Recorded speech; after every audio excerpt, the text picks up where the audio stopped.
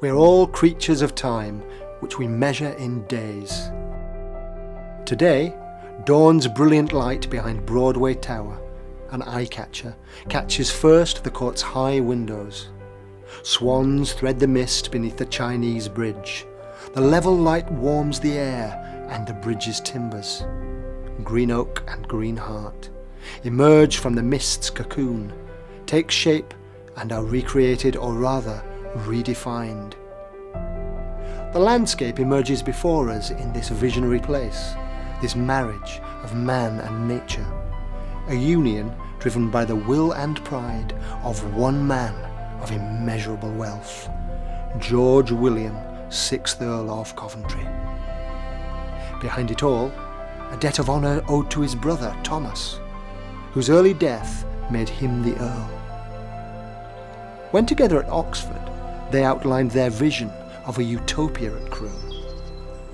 Visions need minds and hands to make them, and his hunger for change, for the best of everything in mansion and parkland, in swank and show, in design, craftsmanship, and the ability to manage change, needed men like himself, talented, young, ambitious, Robert Adam, James Wyatt, and above them all, Lancelot Capability Brown.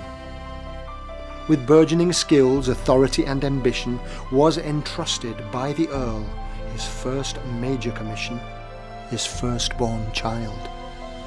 With transforming a red brick Midlands house, set on Seggy Mere, into a Palladian mansion. Gracing and defined by a landscape reflecting Claude or Poussin. Land engineer, architect and garden designer, Brown could see the capabilities of the property, and when nature failed, Brown acted.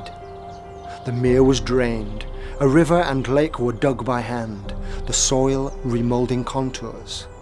Ha-has replaced hedgerows, leaving a few mature trees, with young trees, planted in circular clumps, protected from cattle and wind, for the Earl's guests to take delight in and to wonder at, to be surprised by the emerging prospects, the ha-has and the eye-catchers. The church, perfection perched on its hill, comes at a cost. The Coventry tombs are all that remain of the demolished original. And the court, seen from so many points of view, is the greatest eye-catcher, the sunlight catching Brown's extensions, and the bathstone facing around the earlier house. From within, each ground floor window frames a landscape painting, the parkland brought into the house, as well as sweeping up to its doors. A pleasure palace, a house for entertaining and impressing, for showing off, with all domestic functions and policies banished to the Red Wing. The elegance and splendour of the long gallery, with its Adam ceiling and parkland vistas. The tapestry room, once hung with the finest French work from Paris. The porcelain collection, distant Sèvres and nearby Worcester. Nothing but the best. A final grand flourish of vaulting ambition, and a man who made it happen. A partnership between master and man, which grew into a lifelong friendship. A monument to Brown stands in the grounds at Croome. Sometimes we make beyond our knowing. At Croome, the landscape of the English mind was changed forever. For the first time was created in this place a moment, an eternity of moments, a sense of the sublime. But time and death's cold hand undermine all the works of man. After the 6th Earl's death, Croome was never again so luminous, so wonderful. That we have so much of Croome essentially unchanged is thanks to the 9th Earl, who for nearly a century, until his death in 1930, treasured and preserved the house and parkland, with no desire for change or fashion. But the slow decline of a way of life in a world that changed and changed again around it, made what was once so permanent fade away like evening light. After 2 world wars, things were never the same.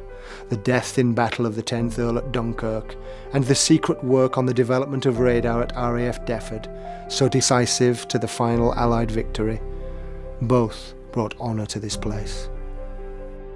But the world around Croome had moved on, leaving it lost, bereft of its destiny, in a sea of overgrown grass.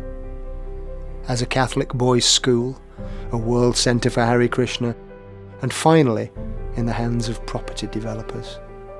The millennium brought a new dawn to Croome, with the National Trust beginning the restoration of Brown's parkland, and in partnership with the Croome Estate Trust, taking on the restoration of the court, and redefining its purpose and role in the 21st century. Who is coming through its doors next and will be inspired by Croome? Who will carry forward the spirit of this place and those who made it? Who will be part of the new creative Croome?